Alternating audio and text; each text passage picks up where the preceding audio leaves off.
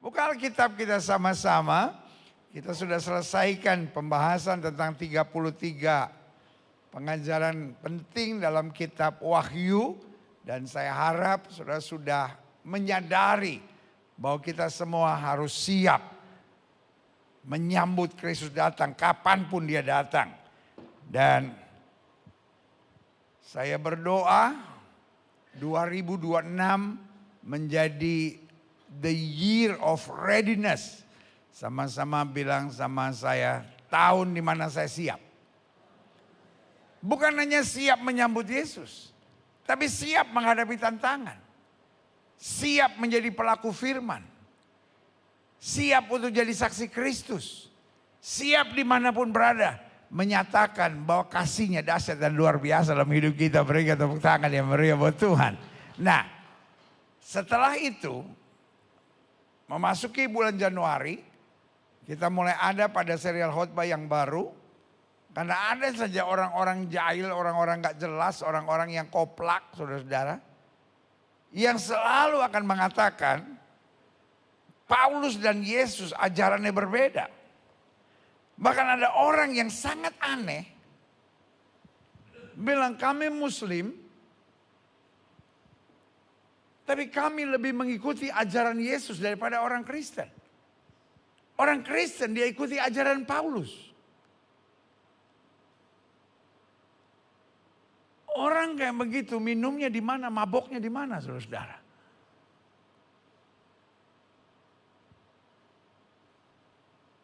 Karena ajaran Kristus jelas. Satu orang istri hanya boleh punya satu suami. Dan ajaran mereka berbeda. Ajaran Yesus jelas, bertobat, berilah dirimu dibaptis. Ini orang kadang-kala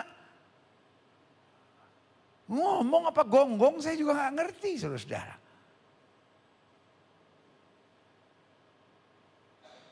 Orang mau beriman apapun silahkan. Tapi boleh gak setiap agama punya aturannya sendiri? Lalu tiba-tiba ada kelompok yang mau bilang 25 Desember sekarang adalah hari mu'alaf sedunia. Sudah mau bikin hari mu'alaf, sudah mau bikin hari muntah-muntah, terserah. Kami 25 Desember akan merayakan Natal. Iya kan? Sudah mau bikin 25 Desember hari WC kotor sedunia, hari muka jerawatan sedunia, silahkan. Mau hari mu'alaf mabok silahkan. Tetapi tidak ada dasar apapun untuk mengubah sejarah bahwa Allah telah menjadi sama dengan manusia. Kita bangga merayakan Natal. Berikan tepuk tangan yang meriah buat Tuhan. Kemarin ada orang telepon saya aneh bener. Dia bilang pendeta kok aneh ya. Masa mereka mau bikin 25 Desember hari mu'alaf sedunia. Saya ini orangnya paling gak pusingan. Saya bilang terserah. Terserah. Mereka mau bikin hari mu'alaf sedunia, hari mencret sedunia, hari muntah berak sedunia, terserah. Tapi 25 Desember saya akan merayakan Natal. Allah saya menjadi sama dengan manusia, Allah Immanuel yang tidak pernah mengecewakan kita. Amin. Mau bikin hari mu'alaf mabok ke? Mau bikin hari mu'alaf manjat pohon sedunia, silahkan. Tetapi tidak bisa memungkiri Allah telah menjadi sama dengan manusia. Orang Kristen bukan orang goblok, saudara-saudara. Orang Kristen bukan orang goblok. Kita bukan orang goblok. Ada orang-orang yang bilang, oh Natal itu tanggal 17 September, Natal itu 13 Juli, apalah kau mau katakan. Tetapi kita tetap merayakan 25 Desember. Amin. Tetapi dari 1 Desember juga kita udah merayakan Natal. Sampai 24 Desember, sampai 24 Januari saya juga masih ada undangan Natal kok.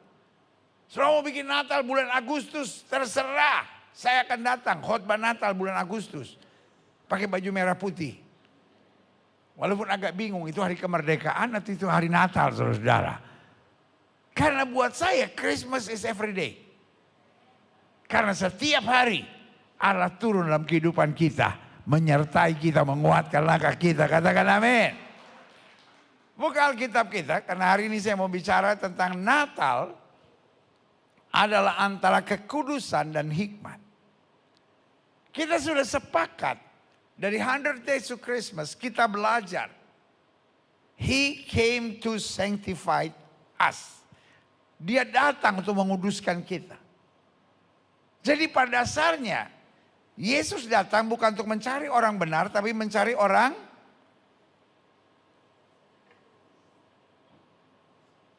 stres.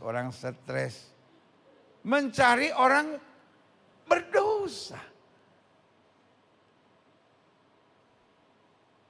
Pertanyaannya, kalau kita ketemu orang berdosa, apa yang kita buat? Gosip. Udah tahu nggak? Ibu itu. Ibu mana itu? Oh, cantik dia. Tahu nggak, dulu kan dia laki.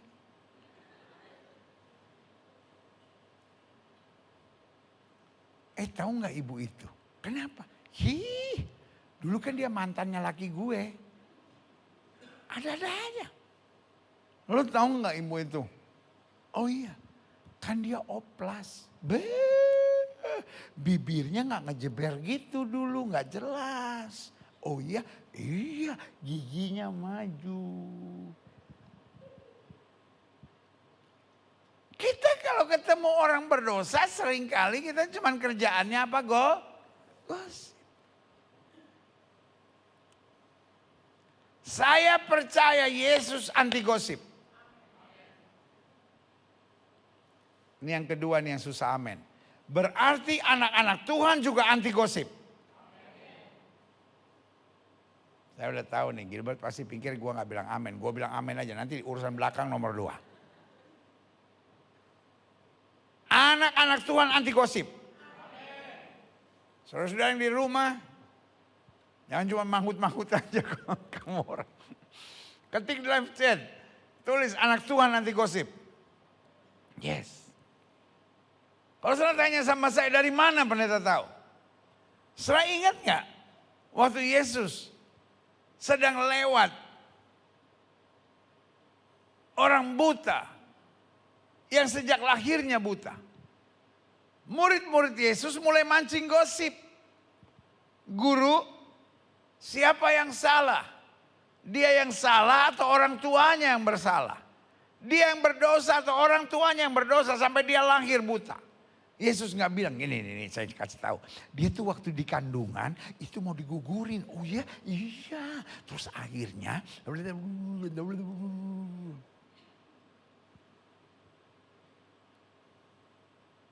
Yesus bilang apa? Bukan dia yang berdosa, bukan orang tuanya yang berdosa. Tapi dia lahir buta supaya perbuatan Allah dapat dinyatakan dalam kehidupannya. Berikan tepuk tangan, dia beri buat Tuhan.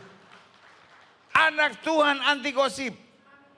Karena anak Tuhan senang menceritakan kebaikan Tuhan. Bukan senang menceritakan kejelekan orang. Jelas sampai di sini? Jadi waktu Yesus datang dia mencari orang berdosa. Dia tahu kekurangan kelemahannya. Tapi dia datang untuk menguduskan.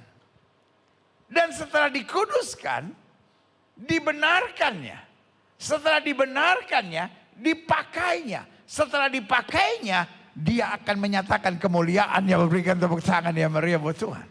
Sama-sama bilang saya dikuduskan. Sama-sama bilang saya dibenarkan. Sama-sama bilang saya dipakainya. Sama-sama bilang saya dimuliakan di dalam dia. Amin. Jadi jelas. Dari pihak Allah. Allah tidak pernah salah. Dari pihak Allah. Dia sudah melakukan yang terbaik buat kita. Tetapi dibutuhkan hikmat.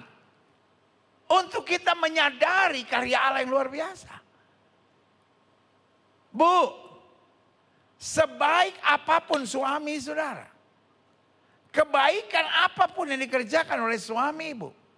Tidak ada artinya kalau ibu hanya seorang yang tidak ada hikmat.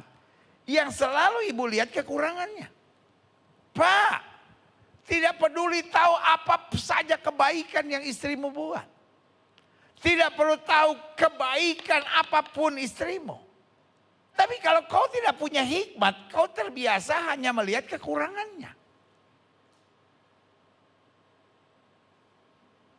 Nah, ini saya udah tahu, nggak mungkin ada yang bilang amin. Gini.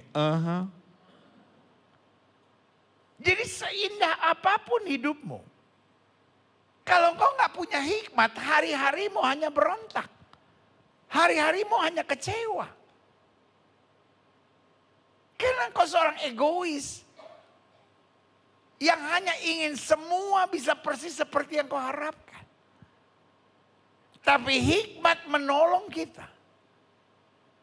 Untuk dapat melihat segala kebaikan dan rencana Tuhan dalam hidup kita dalam segala keadaan. Natal demi Natal kita berdoa, Tuhan robah suami saya. Natal demi Natal kita berdoa, Tuhan robah istri saya. Natal demi Natal kita berdoa, Tuhan robah keadaan ekonomi saya, situasi rumah tangga saya, situasi masa muda saya. Tapi hari ini saya mau bilang sama saudara, boleh nggak kita robah doa itu dan kita bilang, Tuhan berikan aku hikmat. Supaya aku menyadari bahwa Tuhan selalu menyertai aku, Tuhan selalu menyediakan yang terbaik bagi aku. Dan Tuhan tidak pernah salah bagi kehidupanku. Berikan tepuk tangan yang meriah buat Tuhan. Ini yang kita mau pelajari bersama. Klik.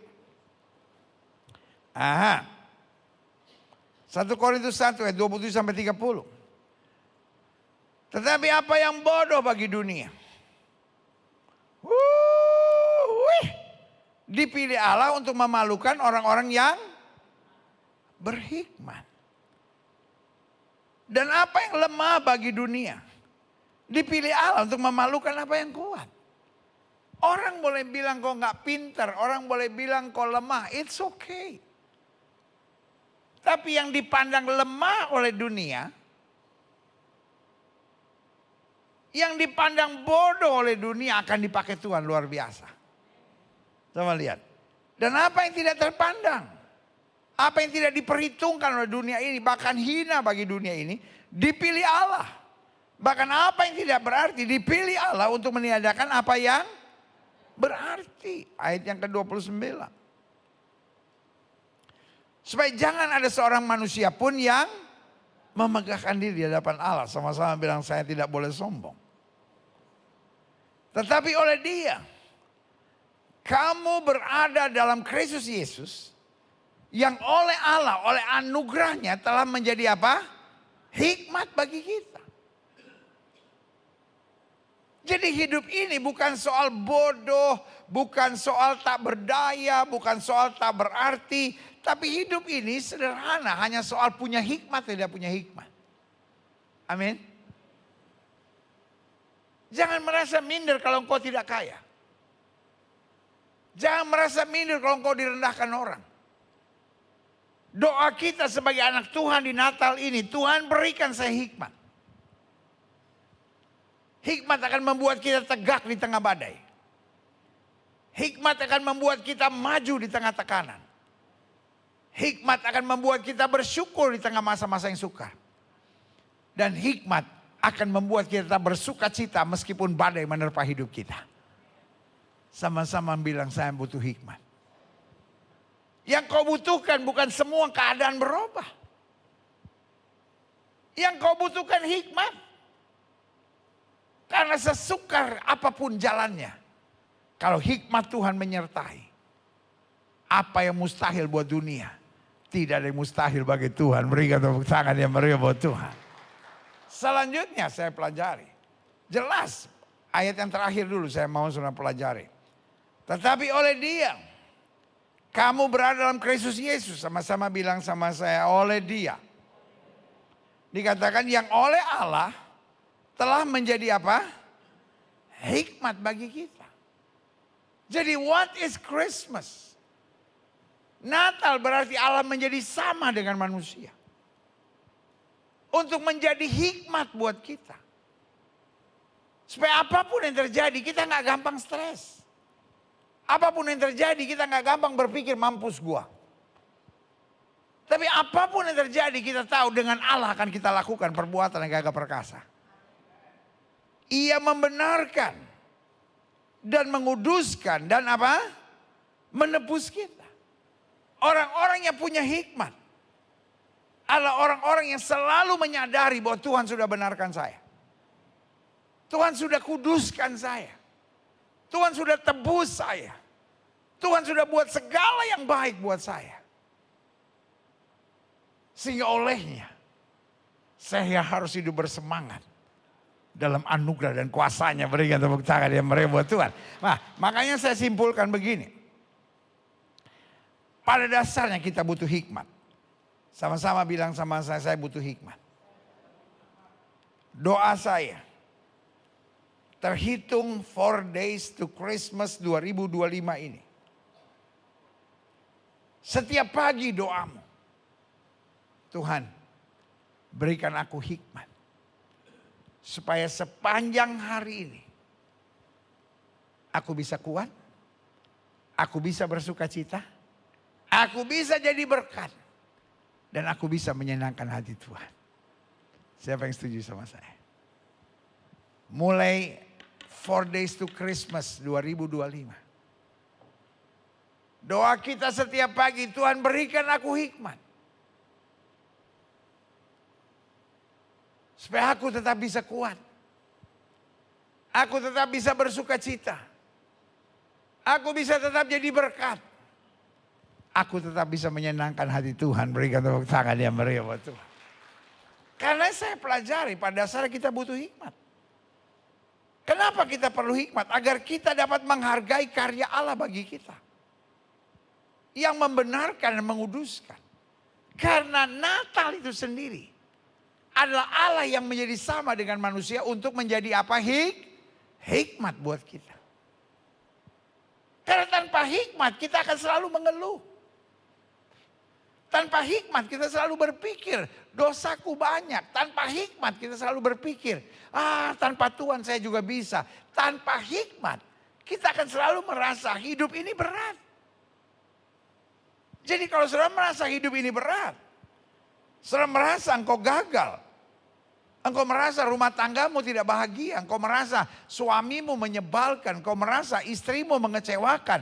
Seringkali yang terjadi hanya karena kita kurang hikmat. Ada 2 orang wanita datang menghadap Salomo. Dan peraturan di Israel dimulai dari zaman Musa. Atas nasihat Jitro mertuanya, sudah dikasih tahu tidak bisa semua orang menghadap Musa. Harus bangun kepala pasukan 10, kepala pasukan 20, kepala pasukan 50, kepala pasukan 100, kepala pasukan 1000, kepala pasukan 10.000, kepala pasukan 100.000, baru kepada pemimpin tertinggi. Kira-kira kalau sekarang ketua RT, ketua RW, ketua Pak Camat, Pak Lurah, Pak Camat, baru kemudian Pak Wali Kota, baru kemudian gubernur, baru langsung ke presiden. Jelas ya? Waktu itu juga sama. Jadi kalau satu masalah, karena Jitro lihat Musa ini, semua dia tangani. Dia bilang, kamu gak bisa gitu. Buat kepala-kepala. Jadi semua sistem pemerintahan di muka bumi mulainya dari nasihat Jitro kepada Musa. Jadi bayangin kalau orang sampai menghadap Salomo. Karena kepala pasukan 50 udah gak sanggup, 100 gak sanggup, 1000 gak sanggup, 10.000 udah gak sanggup, 100.000 udah gak sanggup. Jadi berapa banyak yang dia sudah lewati sampai terakhir. Mereka datang kepada Salomo. Persoalan cuma sederhana. Mereka punya anak. Lalu kemudian salah satu dari anaknya mati. Nah sekarang tinggal satu yang hidup. Yang satu bilang yang mati itu anak dia. Yang satu bilang yang mati anak dia. Dan kalau 2 orang wanita berkelahi. Mau si IA turun, mau Mossad turun, gak bisa selesai. Wah, ribut, waduh. Semuanya nggak bisa selesaikan sampai kepada Salomo. Seperti yang lalu-lalu, mereka ribut berdua. Pertanyaan saya, Salomo stres nggak? No. Salomo bilang ambil pedang. Anak yang hidup kita bagi dua. Satu untuk kamu, satu untuk kamu. Adil. Kalau kita cuma lihat pada nasihat itu, kita akan bilang Salomo kerasukan setan.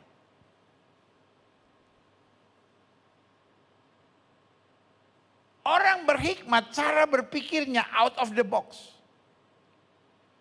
Orang berhikmat tidak melihat apa yang dunia lihat. Tapi dia lihat hasil akhir yang mengagumkan. Satu ibu langsung berteriak, bagus, itu ide yang luar biasa. Yang satu bilang, stop. Kasih saja kepada ibu itu. I cannot see my baby being separated. Saya nggak siap ngelihat anak saya dibelah, dibagi dua. No. Give to her. Aku lebih rela. Saudaraku, Salomo langsung bilang, this is the real mother. Tangkap wanita itu. Itulah cara kerja hikmat. Hikmat membuat yang susah menjadi mudah. Hikmat bisa melihat jalan buntu. Hikmat bisa melihat jalan yang luas di tengah jalan yang buntu. Hikmat tidak membuat kita stres dan tertekan. Tapi hikmat membuat kita dapat berkata, aku tahu kepada siapa aku percaya. Aku yakin dia berkuasa untuk menolong dan menyelesaikan segalanya bagi aku. Berikan tepuk tangan yang meriah buat Tuhan. Makanya yang saya catat di sini. Pada dasarnya kita butuh hikmat. Agar kita dapat menghargai karya Allah bagi kita yang telah membenarkan dan menguduskan kita. Bahwa kita bukan lagi orang yang menderita susah dan gak mampu. Tapi kita adalah orang-orang yang sudah dibenarkan, dikuduskan, ditebus. Sehingga kita layak untuk menerima anugerahnya. Klik. Selanjutnya saya catat di sini. Karena pada dasarnya tanpa hikmat. Mau manusia sepintar apapun, status sosial sehebat apapun. Tapi saya catat di sini. Minimal ada 4 hal. Kalau manusia hidup tanpa hikmat. Tanpa hikmat manusia cenderung liar. Kenapa orang sudah menikah, masih tertarik sama perempuan lain, masih tertarik sama laki-laki lain? Kenapa sebaliknya orang yang belum menikah lakukan hubungan seks sebelum nikah? Pertanyaan saya, apa mereka nggak mikir? Kalau ketahuan, kalau terjadi sesuatu, apa nggak malu? Itu yang saya bilang. Orang tanpa hikmat, dia tidak menyadari hidupnya berharga sehingga dia liar.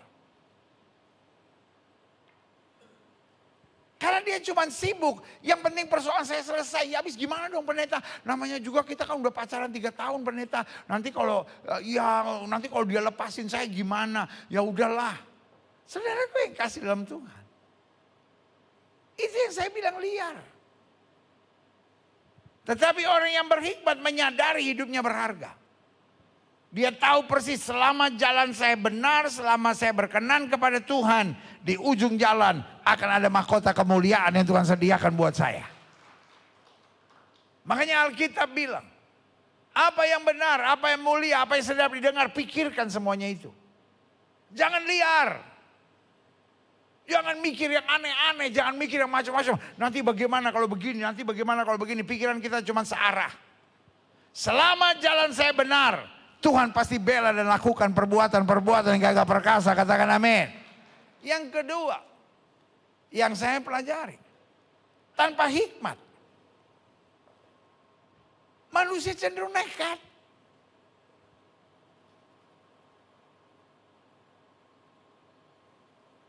Ya habis gimana pendeta, situasinya tidak memungkinkan buat saya. Anak Tuhan tidak ada yang nekat. Sama-sama bilang sama saya, anak Tuhan tidak nekat.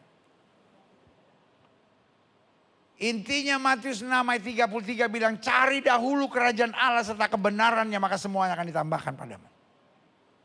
Jangan jadi orang emosional yang selalu ngikutin suara emosi saudara. Natal mengajar kepada kita. Yusuf berpikir panjang dan tidak nekat. Karena Yusuf suaminya seorang yang tulus hati, dia bermaksud menceraikan Maria dengan diam-diam. Pertanyaan saya, nekat nggak? Hello, nekat nggak? Coba lihat. Itu aja nggak bisa jawab. Nekat nggak saudara? Enggak. Nekat. Emangnya lu? Dia tidak nekat. Nalurinya bilang saya harus menceraikan Maria.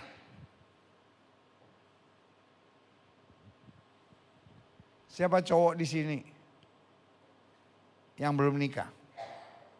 Nah, ini pasti belum nikah dia. Wajahnya masih wajah pengharapan. Siapa lagi yang belum nikah? Jangan sok laku lah, jujur aja lah. Yang belum nikah, oke? Apa yang terjadi kalau saudara udah pacaran sama orang, tiba-tiba cewek saudara bilang begini, sayang, ada berita baik. Roh Kudus datang dalam hidup saya. Lalu bilang, saya hamil. Ada yang bisa bilang, glory, haleluya. Boro-boro. Apa? Hamil. Sebagian saudara plak. Pingsan. Ini berita yang gak enak. Tetapi Maria gak mungkin menyampaikan dengan rasa bersalah. Kenapa Maria tidak menyampaikan rasa bersalah? Dia gak buat salah kok. Dia memang ngalamin kok malaikat Tuhan datang. Pertanyaan saya, ada yang percaya enggak?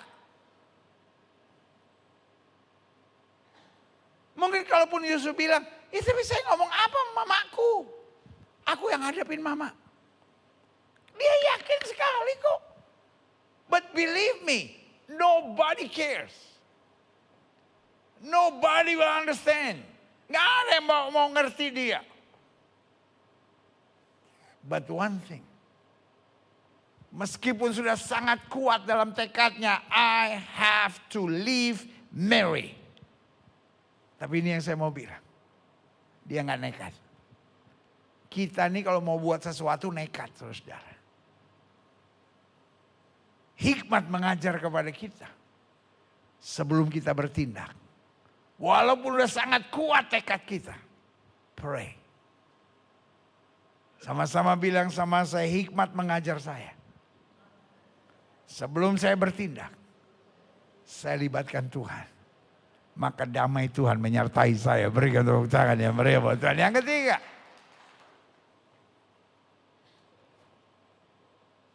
Tanpa hikmat manusia cenderung masa bodoh. Mau dia rugi kek, mau dia tertekan kek, mau dia stres kek, mau dia mati masuk neraka kek, bukan urusan gue. Orang masa bodoh yang dia cuma pikirin kesenangannya, kesukaannya, keuntungannya, kenyamanannya. Tapi anak Tuhan pikirannya berbeda. Saya harus jadi berkat. Saya nggak boleh merugikan siapapun. Lewat hidup saya orang boleh melihat kasih Tuhan. Taruh tangan kanan saudara di dada bilang, saya tidak boleh masa bodoh. Yesus sama murid-muridnya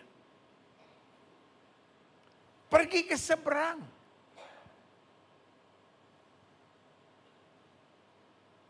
Kenapa pergi ke seberang? Karena Alkitab berkata, terlalu banyak orang yang datang mencari Yesus sehingga makan pun mereka tidak sempat. Saya selalu bilang gini, Kalau seorang begitu sibuk sampai makan gak sempat, itu betul-betul sibuk. Saya paling gak percaya sama orang yang suka bilang gini, pendeta saya sibuk banget pendeta, sampai saya 2 hari gak sempat mandi. Itu jorok.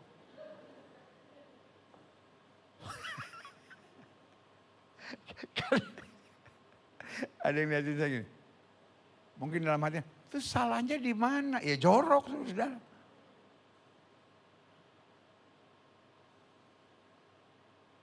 Kadangkala kita pulang begitu malam, harus mandi jam 1 pagi. So what? Kalau enggak enak. Tapi kalau orang bilang gila gue sibuk banget sampai gak sempat makan. Itu biasanya benar. Karena biasanya kita sesibuk apapun makan bisa 5 kali sehari. Mandi udah 3 hari gak mandi-mandi, jorok loh. Tapi ini mereka makan pun tidak sempat. Yesus sampai bilang let's go to the other side. Mari kita bertolak ke seberang. Sampai di seberang. Nggak ada yang bikin story, nggak ada yang taruh di IG, nggak ada yang taruh di mana-mana. Karena memang zaman itu belum ada. Tiba-tiba orang banyak. Alkitab tidak berkata Yesus memarahi Petrus dan bilang, Pet, usir itu orang. Makan dulu, No. Maka tergeraklah hati Yesus oleh belas kasihan. Anak Tuhan bukan orang yang acuh dan masa bodoh. Anak Tuhan dimanapun dia berada. Dia berpikir, Tuhan bagaimana saya bawa damai. Bagaimana saya menyatakan kasih. Saya gak boleh nyusahin orang, saya gak boleh merugikan orang. Saya hanya mau nama Yesus dipermuliakan. Berikan tepuk tangan ya Maria. Yang keempat. Kenapa kita perlu hikmat? Natal adalah menyadari bahwa dia menjadi hikmat buat kita. Supaya mau bodoh pun kita, mau lemah pun kita, mau tidak berdaya pun kita hidup dalam hikmat. Karena tanpa hikmat manusia liar, manusia cenderung nekat, manusia cenderung masa bodoh. Dan yang lebih berbahaya lagi, tanpa hikmat manusia cenderung merasa diri yang paling benar. Hanya orang-orang yang menerima hikmat yang bisa berkata, sorry, I was wrong. Anak bungsu dalam Alkitab. Dia gak merasa bersalah ketika dia minta harta warisan. Meskipun ayahnya belum mati. Dia gak merasa bersalah ketika dia habiskan semua-muanya. Untuk pesta pora. Dia gak merasa bersalah dengan dosa perbuatan yang dia kerjakan di tengah pesta. Tapi waktu dia habis-habisan, dia bertobat. Dia terima hikmat. Baru dia sadar dia salah. Tanpa hikmat rumah tanggamu tidak bisa bahagia. Karena engkau menjadi penjajah yang menyebalkan. Engkau merasa diri yang paling benar. Jangan coba tegur hidupmu karena engkau akan ngotot dengan lebih keras lagi. Tanpa hikmat. Engkau menjadi pelayan Tuhan yang menjadi batu sandungan. Karena kau akan mengkritik semua orang dan merasa diri yang paling benar. Tanpa hikmat. Hidup kekristenanmu tidak pernah mengalami kemajuan. Bayangkan engkau tidak pernah salah, yang salah Tuhan. Coba. Ada orang yang bisa bilang, Tuhan kenapa ini begini? Kenapa Tuhan gak begini? Kenapa Tuhan gak begini? Kalau saya jadi Tuhan saya bilang, lu naik. Lu yang urus.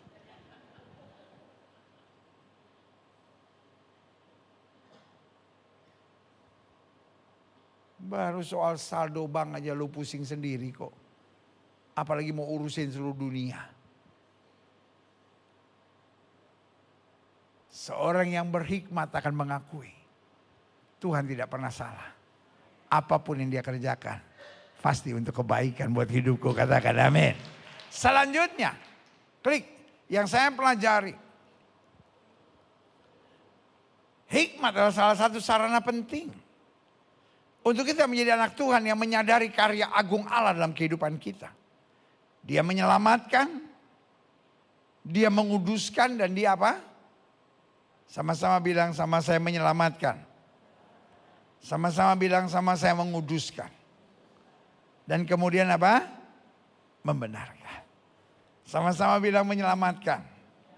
Sama-sama bilang sama saya menguduskan. Sama-sama bilang membenarkan. Amin. Klik. Selanjutnya yang saya pelajari. Jadi dari sini kita bisa belajar.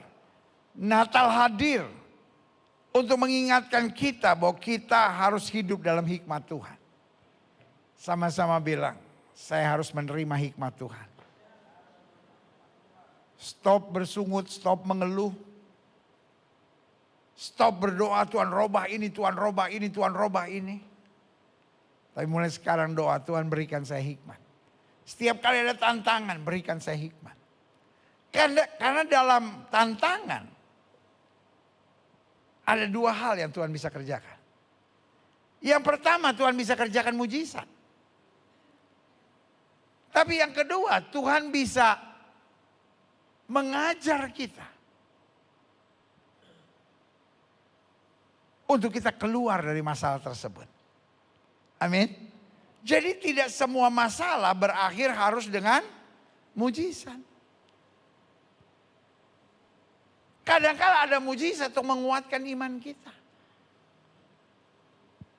Tapi ada kalanya Tuhan tidak buat mujizat untuk mendewasakan kita. Disitulah dibutuhkan hikmat. Kalau Tuhan mau tuntun saya dalam mujizat, saya akan menguatkan iman saya. Tapi kalau Tuhan mau mendewasakan saya harus menguatkan kesabaran saya.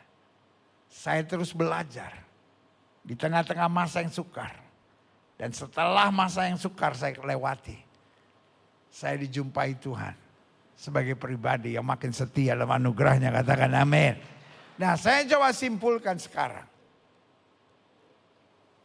Mengapa hikmat merupakan sarana penting untuk menjadi sarana penting untuk setiap anak Tuhan? Yang pertama saya pelajari. Hikmat memberi pengertian tentang mana yang baik, mana yang benar, mana yang perlu. Serta mana yang sekadar menyenangkan dan menguntungkan. Karena tanpa kita sadari yang kita cari adalah yang menyenangkan dan menguntungkan. Dan otomatis kita pikir yang menyenangkan dan menguntungkan ini pasti kehendak Tuhan. Saya mau bilang sama saudara tidak. Ada banyak yang menyenangkan dan menguntungkan, justru itu yang menjebak kita. Tapi apa yang baik, apa yang benar, apa yang kita perlukan. Itu yang Tuhan sediakan buat kita. Sehingga hikmat kadangkala mampu membuat kita memilih. Walaupun ini menyenangkan, saya berani berkata tidak. Yang kedua, mengapa hikmat merupakan sarana penting untuk menjadi bagian setiap anak Tuhan? Yang kedua, karena hikmat mendorong kita untuk bersatu dan mengasihi, bukan membenci dan mengadu domba. Natal berbicara. Yusuf dan Maria tidak saling mengadu domba. Tidak saling menyalahkan. Kepentingan berada di Bethlehem bukan kepentingan Maria. Tapi kepentingan Yusuf. Karena Yusuf berasal dari keluarga Daud sehingga dia harus ke Bethlehem. Bisa saja Maria menyalahkan Yusuf. Ini gara-gara saya harus pergi ke kampung kamu nih. Saya jadi gak ada tempat untuk melahirkan.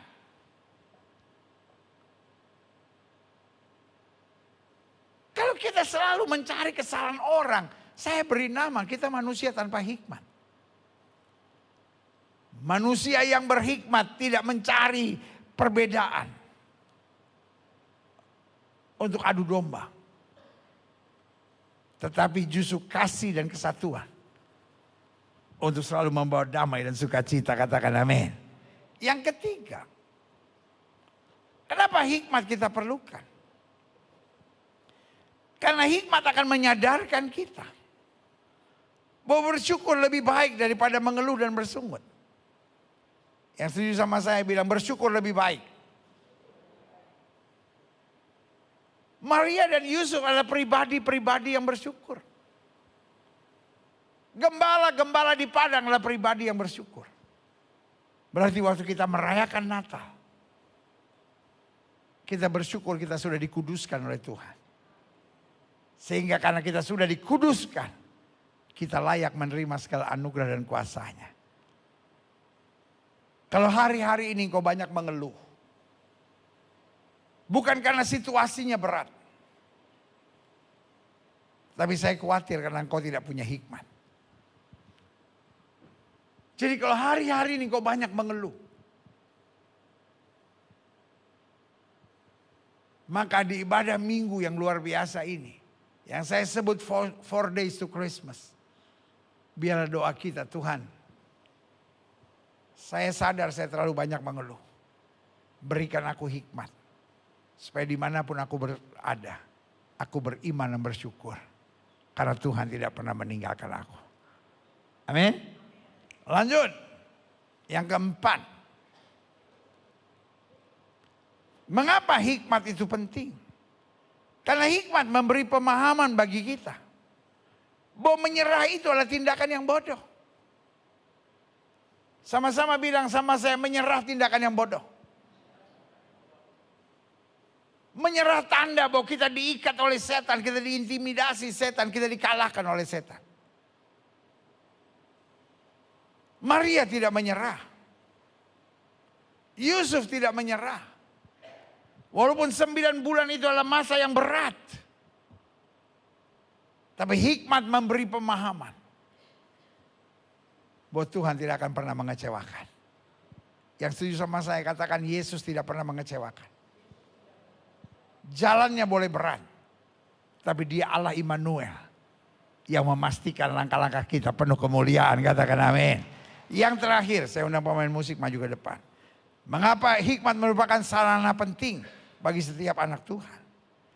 Karena hikmat menyadarkan kita bahwa beriman lebih kita perlukan daripada sekadar logika. Apa yang membuat orang Majus tinggalkan daerahnya dan pergi ke Bethlehem? Iman. Apa yang membuat gembala-gembala di padang meninggalkan kawanan ternak mereka, lalu menuju ke Bethlehem?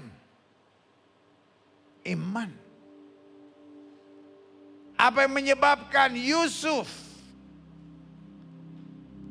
berangkat ke Mesir waktu diperingatkan oleh malaikat bahwa Herodes sebentar lagi akan memerintahkan pembunuhan? Yusuf belum melihat, tapi dia sudah beriman. Hari-hari kita seringkali menjadi berat karena kita sibuk dengan logika. Saya berdoa Natal tahun ini adalah Natal yang mendorong kita untuk hidup dalam hikmat. Dan hikmat memberi pemahaman buat saya.